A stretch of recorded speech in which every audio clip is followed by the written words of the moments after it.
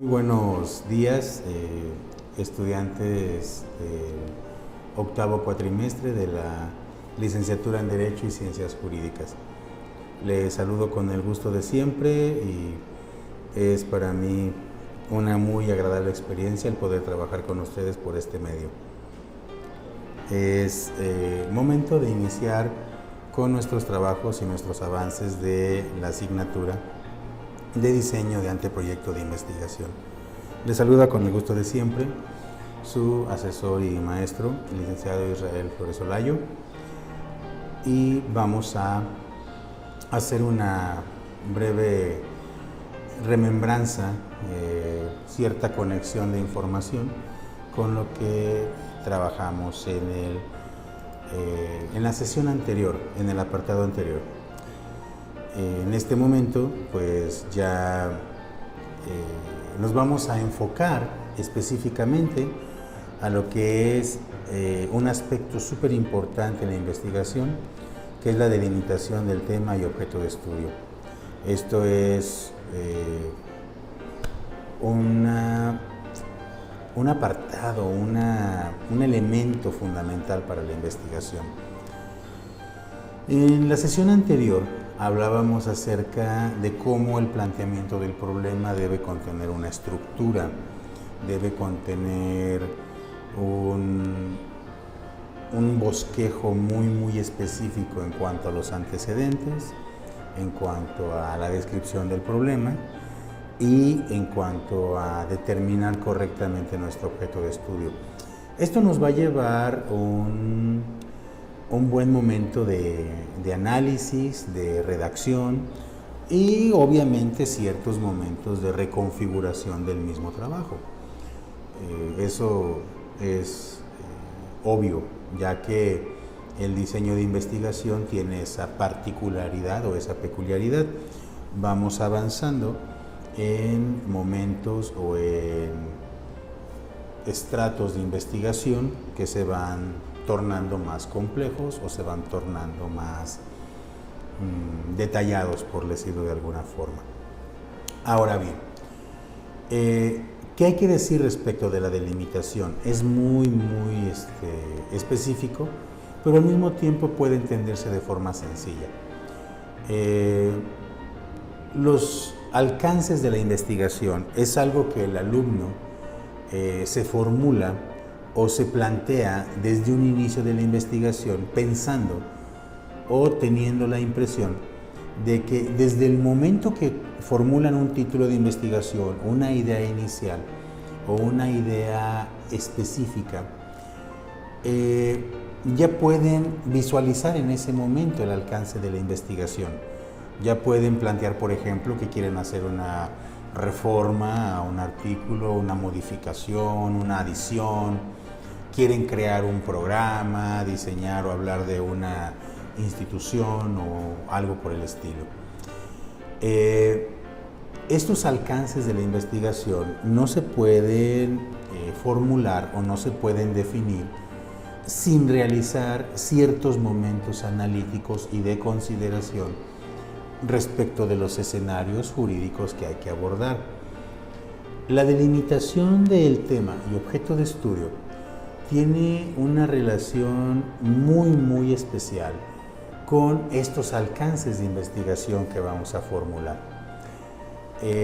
¿Dónde están específicamente asentados los alcances de la investigación? Bueno, de primer momento, en el título de la investigación, tan específico como también en la pregunta de investigación y en el objetivo de investigación. Esto refiriéndonos a que tanto las preguntas de investigación específicas como los objetivos específicos, pues es una separación o una ramificación de la pregunta de investigación general y el objetivo general de investigación. Por eso nos enfocamos tanto en el título de la investigación como en la pregunta de investigación general y el objetivo de investigación general. La delimitación de primer momento nos debe ubicar en las variables que debemos o podemos comprobar. Por ejemplo, ¿Dónde no tenemos una correcta delimitación? Están planteando en sus temas de investigación, están planteando en sus problemáticas algunos escenarios relacionados con el derecho fiscal. Y en estos escenarios que relacionan con el derecho fiscal, plantean que van a investigar y van a ubicar su objeto de estudio en un apartado específico de un procedimiento determinado. Es muy específica la figura, es muy específica la ubicación, es muy específico quiénes están involucrados en esa descripción, quién es la población, quién es la muestra en términos metodológicos, y en términos un poco más instruccionales, pues quiénes son los protagonistas o los actores de esta investigación. Pero en los alcances de la investigación, en los objetivos que plantean, establecen que van a observar o van a trabajar sobre conductas que ya no forman parte de la investigación. Por ejemplo, cuando en el objetivo de investigación o en los objetivos de investigación me establecen que van a realizar esa investigación para que el contribuyente cumpla con esta situación, para que el contribuyente adopte esta conducta. Cierto es que la investigación tiene esa intención y tiene esa finalidad, pero en el diseño metodológico, en el apartado metodológico, no vamos a poder comprobar esa situación, no vamos a poder observar las conductas ni por esa parte de los servidores públicos, si es que se refiere a ellos, de las autoridades administrativas, si es que a ellos se refiere, o de los contribuyentes, en el caso específico de las tesis que están presentando en materia fiscal. Existen los conceptos y las definiciones que forman parte de nuestro momento de estudio y de nuestro momento de investigación. Ese es el primer escenario para poder entender la delimitación de nuestro estudio y poder hablar de los alcances de la misma investigación. ¿Cómo es que se ubican en un momento específico los alcances y las cosas que nosotros metodológicamente podemos observar y podemos materializar? Ahora bien, el objeto de estudio forma parte integral de esto. ¿Por qué? Porque en las discusiones, los diálogos, los análisis que nos hemos encontrado realizando de esos temas de investigación, ustedes elaboran un planteamiento previo, un bosquejo previo sobre la problemática observada por ustedes.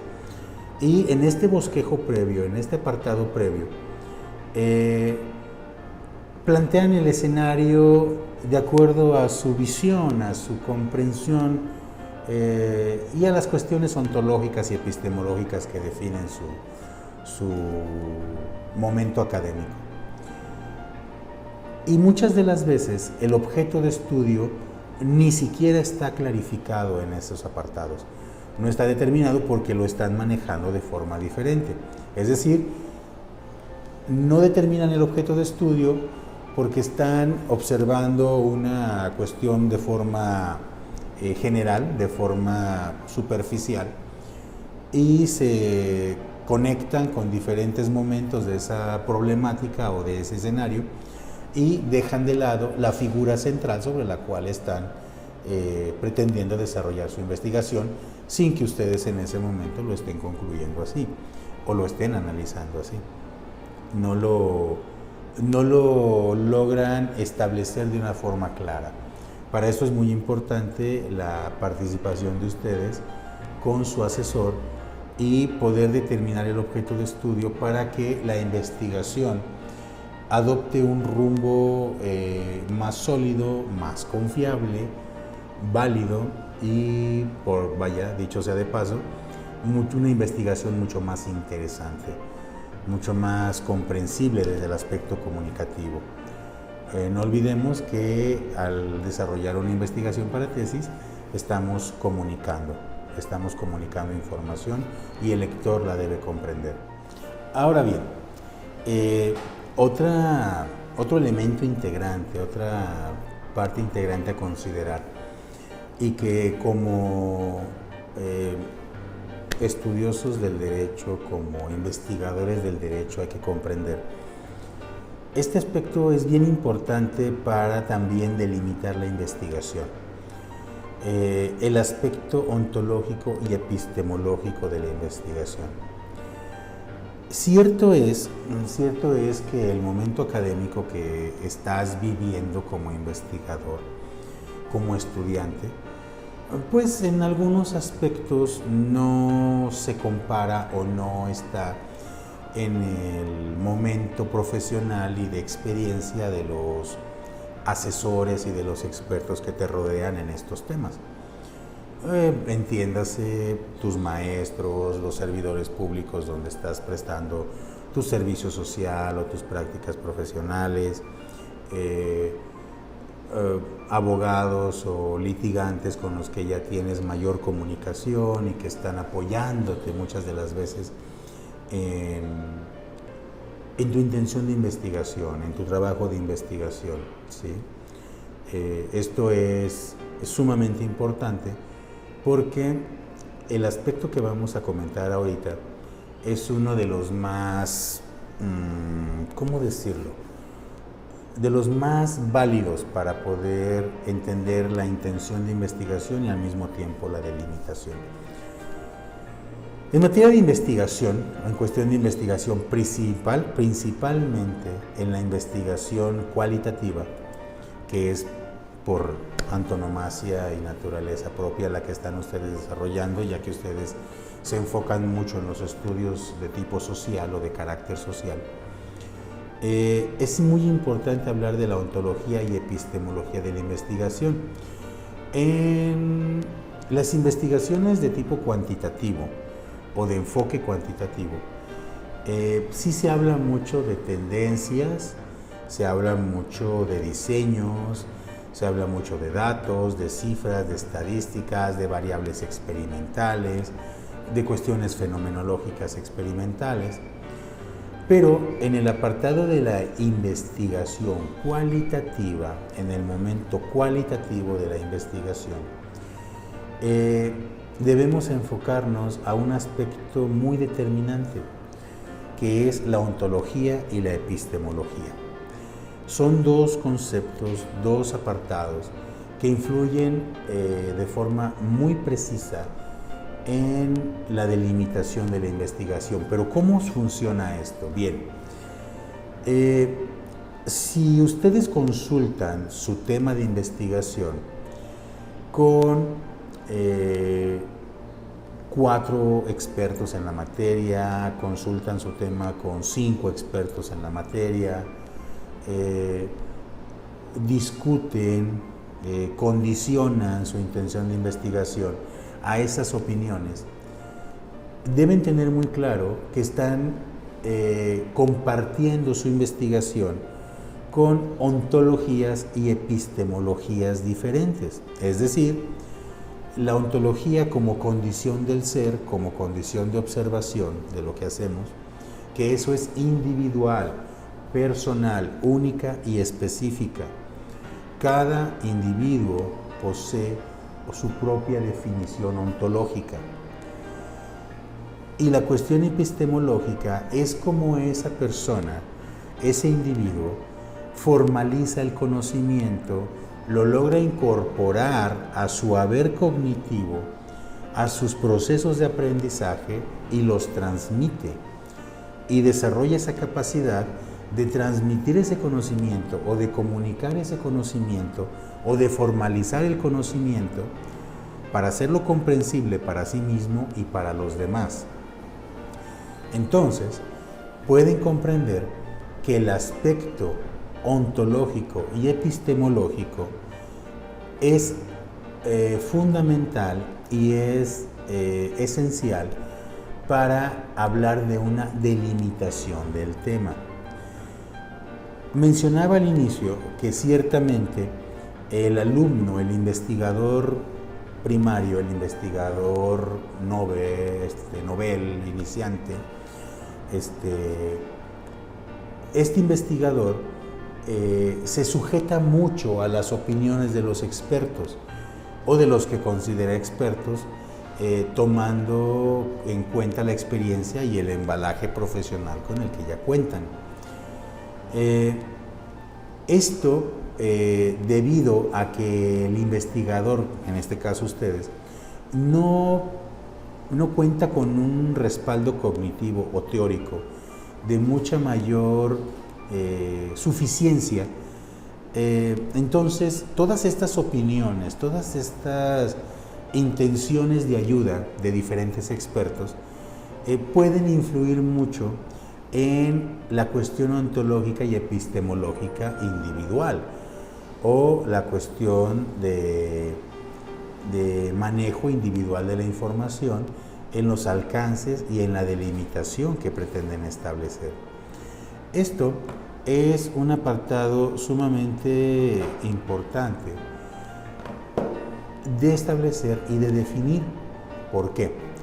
Porque se ha dado mucho o se presenta mucho la situación de que al consultar a los expertos, al consultar a las personas o a los personajes que ustedes conocen y que ustedes asumen van a orientar una mejor definición de investigación o un mejor rumbo de investigación, los lleva a escenarios muchas de las veces contradictorios o dispersos. Y es cuando el alumno dice, es que un asesor me dice una cosa, otro asesor me dice otra cosa, platiqué con este abogado y este abogado me dice otra cosa. Y entonces, no es un error, ni tampoco es del todo incorrecto, que ustedes recojan información o analicen su trabajo con diferentes expertos en la materia.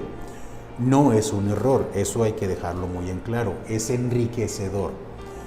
Pero en la medida, aquí viene algo sumamente importante para establecer esto, en la medida que tú como investigador no estás documentado en tu investigación, no estás leyendo, no estás afianzando tus criterios de investigación y no estás respaldando tu ontología y tu epistemología con lectura, con estudio, con análisis, con diálogo específico sobre tu investigación, todas esas opiniones que corresponden a una ontología y epistemología diferente te van a confundir o te van a mover constantemente de tu intención de investigación.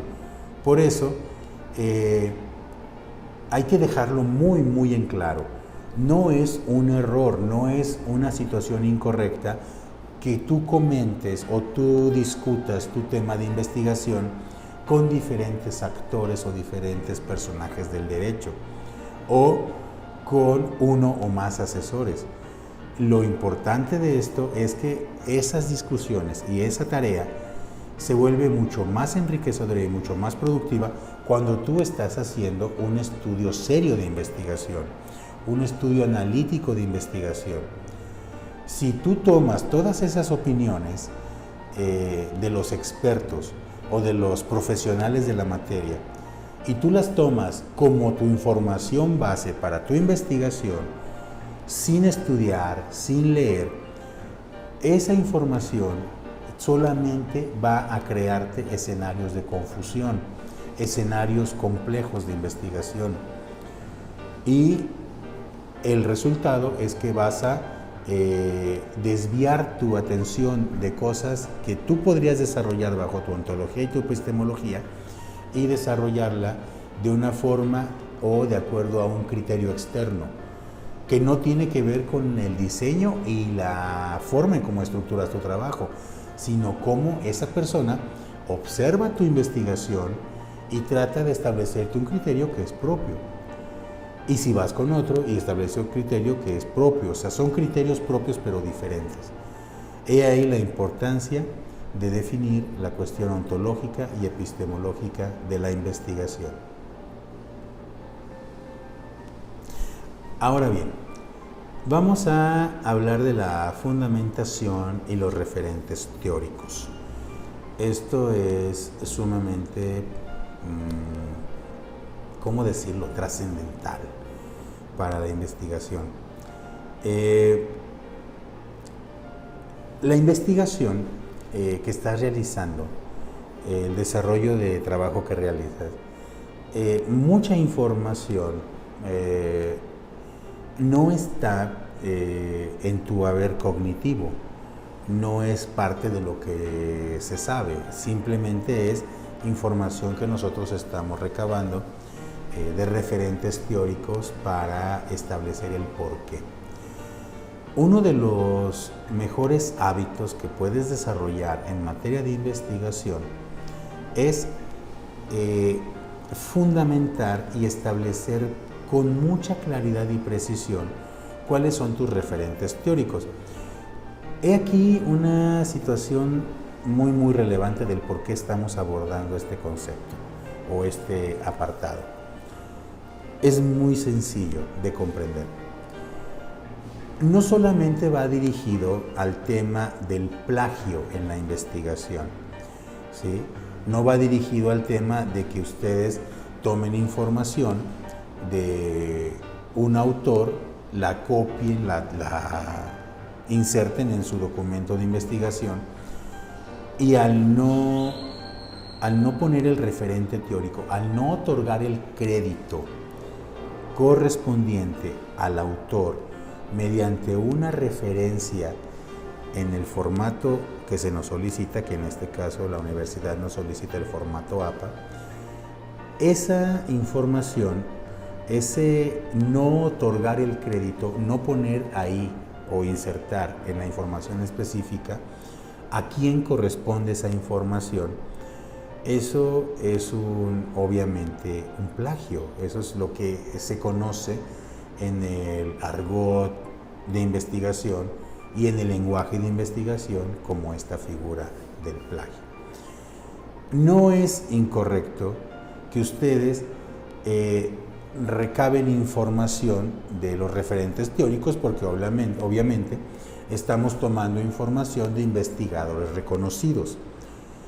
El detalle o lo incorrecto es que ustedes no otorguen el crédito a ese autor, no se reconozca a ese autor en su trabajo de investigación. Este es un aspecto muy importante porque algunos de ustedes o algunas investigaciones no podemos tener un avance de validez de la investigación o de fundamentación de la investigación si esa información no está reconocida correctamente como de otra persona ajena a nosotros. Eso es sumamente importante. Tenemos que ir desarrollando ese hábito. Es un hábito. Yo les he recomendado en las sesiones de trabajo y en las asesorías que un procedimiento muy sencillo es que de la investigación que estás realizando, del trabajo que estás realizando, de los referentes que consultas, inmediatamente que obtienes el referente y que obtienes la información, realizar tu ficha bibliográfica, realizar el apartado bibliográfico, documentarlo en tu trabajo de investigación y después de haberlo documentado en tu trabajo de investigación, ya tenerlo habilitado para la correspondiente referenciación o el correcto diseño de tu referencia en formato APA, para que conforme vayas desarrollando la investigación y tomes esa información de otro autor, reconozcas su autoría, ¿sí?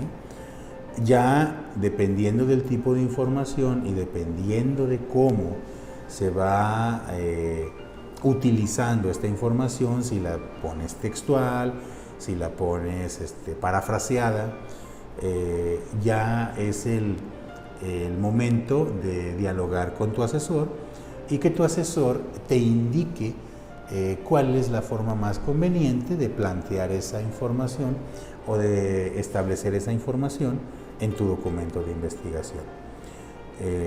obviamente para cumplir con los efectos de fundamentación y referentes teóricos. Ese es el primer escenario que se relaciona con la cuestión de fundamentación y la cuestión de validez de esta información, o de la validez que tu investigación va a tener al tener una correcta estructura en cuanto a los referentes teóricos. El otro apartado o el otro momento correspondiente a esta segmentación de ideas es muy claro.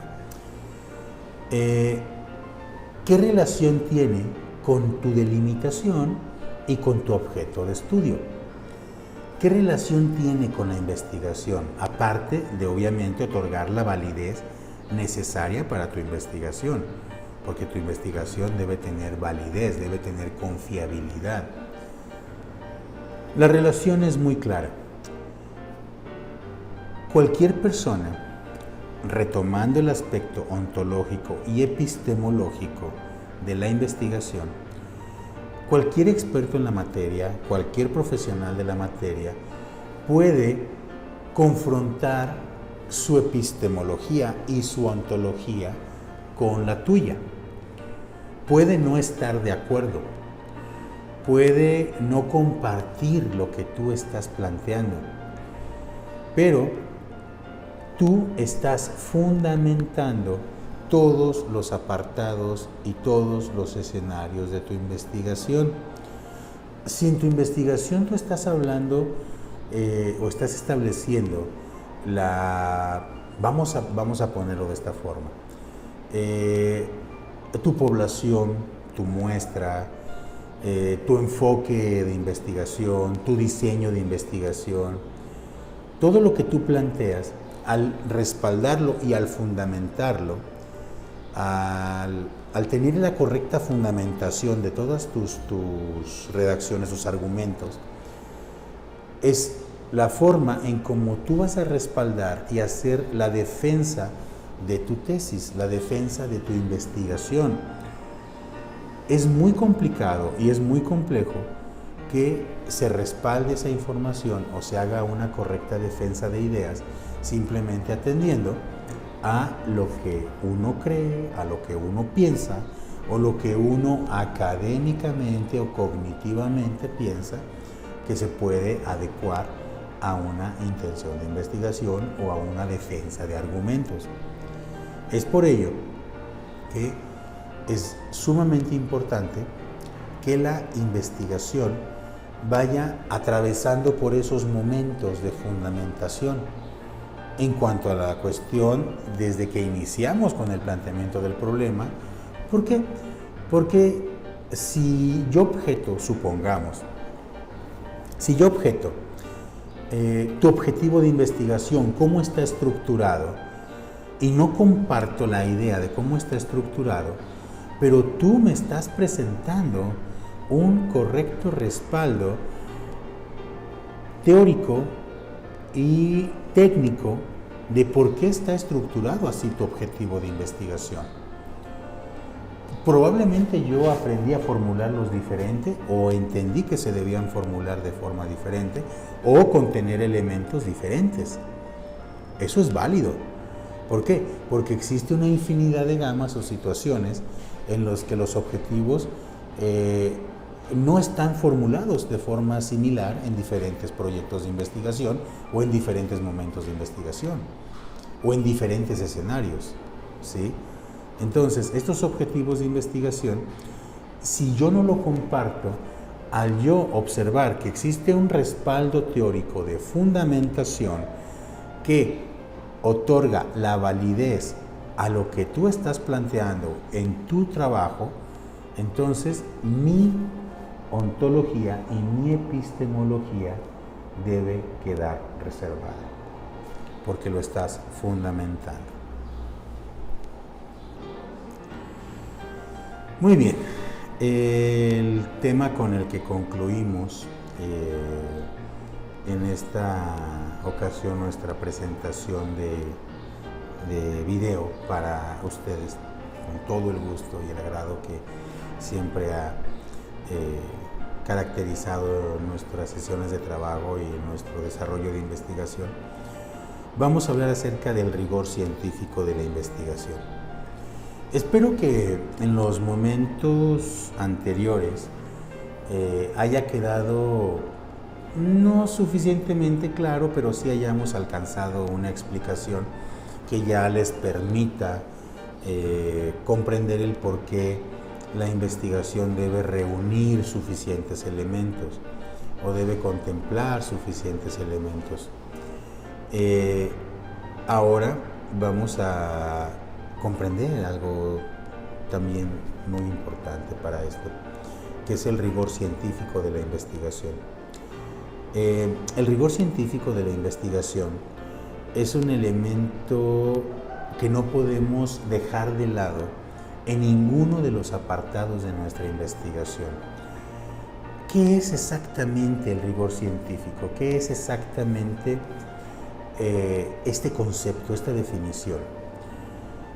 Tú estás investigando mediante una concatenación de ideas y un procedimiento específico que la universidad nos ha elaborado, nos ha diseñado para que esta comunicación, este proceso de comunicación de la investigación tenga validez, tenga eficacia, tenga los aspectos necesarios para ello.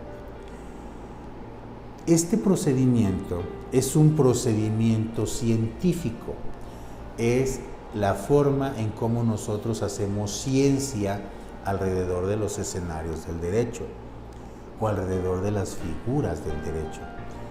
Estamos haciendo ciencia o estamos intentando hacer ciencia. Obviamente, en el entendido de las ciencias formales, en donde la intención de nuestro derecho es pues crear escenarios progresistas, escenarios de evolución, escenarios de consideraciones diferentes. Hay que comprender que las sociedades evolucionan, los individuos evolucionan, las ideologías van adoptando o van mutando en diferentes corrientes, en diferentes escenarios, y esto permite que el derecho siempre sea una materia susceptible de innovaciones, de escenarios de progresividad, de avance, de adecuar nuevas situaciones de derecho a situaciones específicas o corrientes ideológicas, ¿no? Es por ello que toda esta innovación, que todo este avance se debe traducir en la cuestión del rigor científico. Hace un momento hablábamos de la cuestión ontológica y epistemológica y la fundamentación. Tanto la ontología como la fundamentación nos van a ayudar a tener una correcta delimitación y aspectos muy precisos de nuestra investigación, aspectos sumamente claros de nuestra investigación.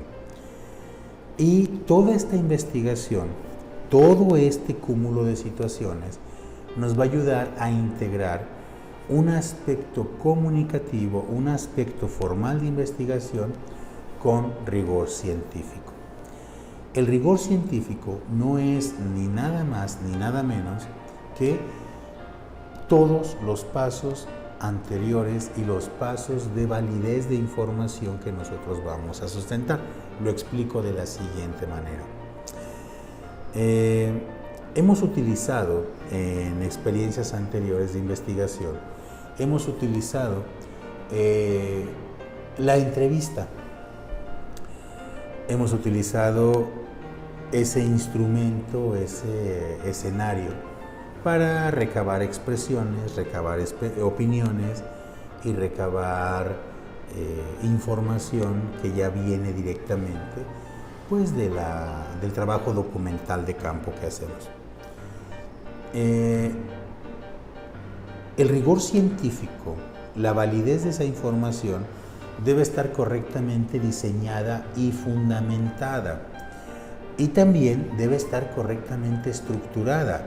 Es decir, ¿por qué eliges esa población? ¿Por qué eliges esa muestra?